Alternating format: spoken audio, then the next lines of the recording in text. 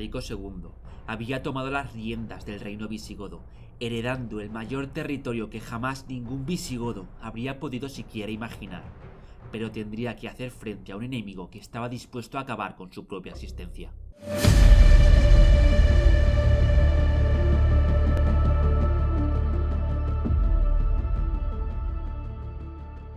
Año 484 después de Cristo.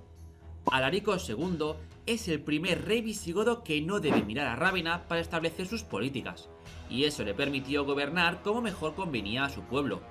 El único problema que tenía es que al otro lado de sus fronteras había pueblos muy inestables políticamente, y como veremos, esto afectará el devenir de los visigodos. Recuerda que si no has visto el anterior capítulo, el de la caída del Imperio Romano de Occidente, puedes hacerlo dando clic al enlace que se muestra en la parte superior de la pantalla.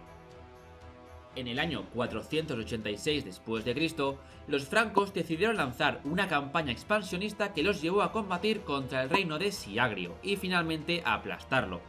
Siagrio huyó al territorio visigodo, pero Alarico quiso congraciarse con los francos y lo capturó y lo entregó a Clodoveo, el rey de los francos. Al norte ahora había una frontera con los francos, un pueblo con unas enormes ansias expansionistas, en contraposición con los propios visigodos que estaban jugando una política defensiva. Pero los cambios en las fronteras no acaban aquí.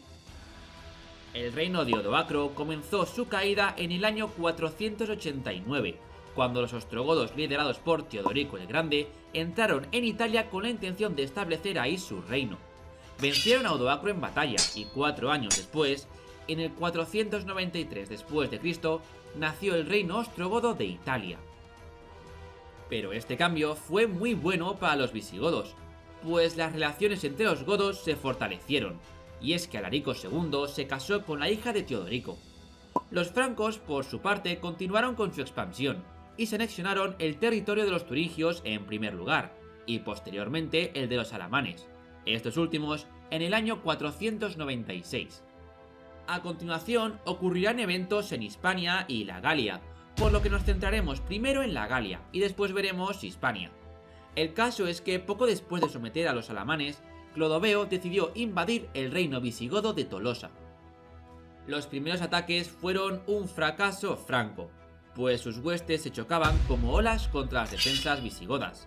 Sin embargo, su suerte cambió, pues los francos realizaron una rápida expedición hacia las entrañas del reino visigodo, asaltando Burdeos y tomando la ciudad.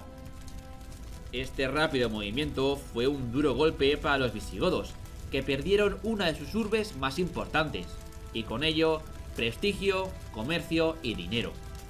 Alarico envió un gran ejército a tomar la ciudad, y lo logró, pero para entonces el grueso del ejército franco ya se había marchado de ahí. Y es entonces cuando estalló otro conflicto en las fronteras visigodas. El reino burgundio se vio envuelto en una guerra civil. Clodoveo no lo dudó, y rápidamente apoyó a uno de los bandos, con la intención de que si vencía la guerra civil, los burgundios lo ayudasen contra los visigodos. Claro, Alarico, al enterarse de esto, comprendió que debía hacer algo, o se veía con más de un frente abierto al mismo tiempo. Decidió apoyar al otro bando, y por suerte para Alarico, fue su aliado el que salió victorioso en la guerra. En agradecimiento por su ayuda, Alarico recibió la ciudad de Avignon y un grupo de prisioneros francos para que los pudiese usar en negociaciones de paz con el reino del norte. Alarico, que como comenté antes estaba librando una guerra defensiva, envió en el año 502 una embajada a Clodoveo proponiendo la paz y el fin de la guerra. Acordaron verse en una isla en el río Loira, y tras un banquete, visigodos y francos firmaron la paz. Vale, vámonos ahora a Hispania. En el año 496 tuvo lugar una rebelión abierta por parte de Burdunelo, a quien fuentes de la época califican como tirano. No se sabe muy bien cuál es su origen, si era un aristócrata hispano-romano, un noble visigodo o simplemente un líder de un alzamiento popular. El caso es que la invasión franca acababa de empezar y Alarico no podía permitirse disputas internas, por lo que fue severo, y sin dudar un solo instante envió a un gran contingente de tropas a aplastar a los rebeldes. Los visigodos tomaron una a una todas las ciudades rebeldes. y estos, viendo que su alzamiento parecía condenado al fracaso, entregaron a su líder, Burdunelo, a Alarico para que éste los perdonase. Burdunelo fue enviado a Tolosa, y Alarico decidió dar ejemplo con su vida. No podía permitir que alguien se alzase en su territorio, pues, como veremos después, el reino visigodo era un cóctel explosivo.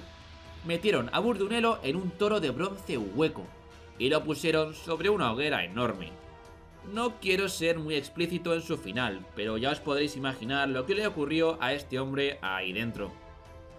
Sin embargo, no parece que el efecto de esta ejecución pública perdurase en el tiempo, pues 10 años después del levantamiento, en el año 506, apareció otra revuelta en la actual Tortosa, liderada en este caso por un tal Pedro, del que tampoco se conoce nada. La fuerza de esta rebelión no tiene nada que ver con la de Burdunelo, pues no se extendió a otras ciudades, y tras la entrada de las tropas reales a la ciudad, Pedro fue entregado y posteriormente decapitado. Pero ocurrió algo que decidiría el futuro visigodo. Alarico estacionó tropas de forma permanente en Hispania, lo que menguó las fuerzas que tenía en la Galia. Veamos ahora la situación interna del reino visigodo. Seguro que muchos habéis estudiado y recordáis los estamentos de la época medieval, nobles, iglesia y pueblo llano, pues Alarico se encontró con un sistema de estamentos incipiente, pero aún más retorcido que el que en el medievo tendrán por ejemplo Castilla o Aragón. Tenemos a la nobleza visigoda por un lado, que buscaba perpetuar en el tiempo las tradiciones y costumbres de la cultura visigoda, y como no, que ellos mismos tengan más poder que el resto. En oposición directa tenemos a la nobleza o aristocracia galorromana, que quería que se abrazasen cada vez más costumbres y tradiciones romanas, y de nuevo, tener más poder que el resto. Muy parecida a esta es la aristocracia hispano-romana, que aparte de lo que quería la galorromana, quería que Hispania se tuviese en mayor consideración que la Galia, y para ello también buscaban tener más poder que el resto de estamentos. Fuera de la nobleza tenemos a la religión. En primer lugar tenemos a todo el pueblo visigodo, que era arriano, profundamente arriano, en contraposición con el pueblo romano, que era profundamente cristiano y defendido por la Iglesia católica. La Iglesia temía que los visigodos, al ser arrianos, les quitasen privilegios, y era algo que no pensaban permitir, y ciertamente estaban en posición de luchar por dichos privilegios. Resulta que la mayor parte de la población galorromana e hispano-romana era católica, por lo que si la Iglesia decidía rebelarse para defender su fe, probablemente el pueblo se alzaría en armas en su ayuda. Y por si fuera poco, los francos eran católicos, por lo que Alarico temía que la Iglesia católica de su reino ayudase a los francos en una supuesta invasión. En resumen, debía guardar un equilibrio milimétrico. Para garantizar la estabilidad en un contexto tan inestable, Alarico debía ser permisivo con todos los estamentos, lo cual poco a poco fue erosionando sus ingresos, ya que la mayoría de las reclamaciones de cada uno de ellos eran de índole económica, como no. Alarico intentó crear una iglesia católica identificada con el ámbito geográfico del reino de Tolosa, es decir, que no fuese la misma iglesia que en el resto de reinos, de forma que si su reino era invadido, la Iglesia católica saliese en tropel a defender los dominios visigodos, en vez de apoyar a los francos o a cualquier otro invasor de fe católica. Ahora que conocemos el lío que había montado en el reino visigodo, veremos cómo las acciones de Alarico por garantizar un equilibrio se irían al traste. Clodoveo había pactado la paz con los visigodos, pero no se había deshecho de sus ambiciones expansionistas. El reino franco comenzó a planificar una estrategia de conquista de sus vecinos sureños. Una estrategia muy bien definida. Trazó una alianza con el emperador romano de Oriente, Anastasio, quien no quería ver un reino bárbaro y además arriano tan poderoso en Europa. Por otro lado, los francos lograron aliarse con los burgundios, quienes en un principio eran aliados de Alarico por haberles ayudado en la guerra civil. Pero los burgundios querían aprovechar la ocasión para tomar territorios visigodos y así lograr expandir su reino. Alarico se enteró de lo que ocurría y solicitó ayuda a su suegro, que recordemos era Teodorico el Grande, rey del reino ostrogodo de Italia. Y es que una unión de los ejércitos ostrogodo y visigodo sería algo imparable y podría destrozar a los ejércitos combinados franco y burgundio. Alarico no temía directamente la intervención de Anastasio, pues no compartía frontera con el Imperio Romano de Oriente. La única forma que tendría Anastasio de amenazar a los visigodos sería embarcar a su ejército y amenazar con un desembarco en las costas hispanas o galas. Sin embargo, esto sería algo bastante difícil dado que los vándalos, que recordemos estaban en África, seguían atacando los barcos del Mediterráneo, por lo que Anastasio lo tendría difícil para abastecer a su ejército en campaña. Podría o pactar con los vándalos para que no le atacasen, o proteger todas sus rutas de suministros, lo cual debilitaría la fuerza invasora y Alarico podría aplastarla fácilmente. Dio comienzo el inicio del fin del reino visigodo de Tolosa.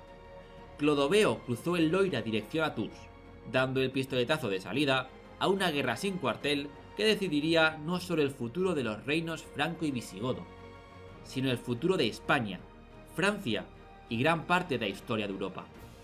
Alarico II, al ver el avance de Clodoveo, solicitó a Teodorico que enviase ya sus tropas, pero Teodorico... bueno, creo que mejor lo dejamos aquí, y ya seguiremos en el próximo capítulo. Aquí finaliza el vídeo de hoy. Muchas gracias a todos, y en especial a los patrones y senadores de la Guardia Hispana, por apoyar el canal y hacer que este proyecto siga adelante. Dale a me gusta si te ha gustado el vídeo y suscríbete para no perderte ningún capítulo.